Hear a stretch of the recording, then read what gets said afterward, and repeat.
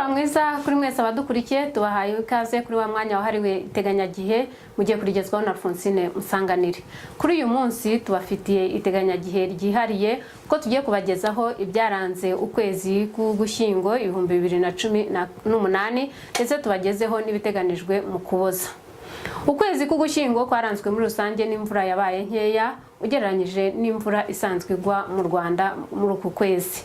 Ibi rero turabirebera kuri iri ibara ry'ubururu rigaragaza muri rusange Ugushyingo 2018, naho ibara ry'umutuku rikaba rigaragaza Ugushyingo muri rusange.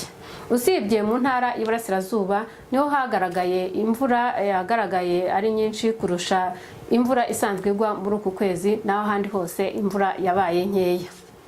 Byagize rero ingaruka ku butaka kuko mu matariki ya mbere y'Ugushyingo, kuva ku itariki ya mbere kugeza ku itariki ya 10, ubuhere bw'ubutaka bwari buringaniye, ntabwo bwari bwiza ugereranyijwe n'uko bukenewe, ariko noneho bwagiye bunagabanuka uko amatariki yagiye yigira imbere. Aha ni kuva ku itariki ya 11 kugeza ku itariki ya 20, naho ahangaha akaba ari ku itariki ya 21 kugeza ku itariki ya 30. Byagize rero n'ingaruka ku buhinzi, birumvikana bitewe nuko amazi atarahagije mu butaka. Ariko ntabwo ariko biteganijwe mu kwezi kwa 12, kuko duteganya ko muri uku kwezi kwa 12 tuzagira imvura izaba ari nyinshi. Ibi nabyo turabirebera ku makarita atwereka kuva ku itariki ya mbere kugeza ku itariki ya 7 z'ukwezi kwa 12, aho bigaragara ko dufite imvura ihagije mu gihugu, ariko ikaziganza cyane cyane mu majyaruguru, mu burengerazuba ndetse no mu majyepfo, cyane mu bice byegereye ishyamba rya Nyungwe ndetse n'ibirunga. N'ahandi hasigaye rero hateganijwe ko tuzagira imvura ihagije.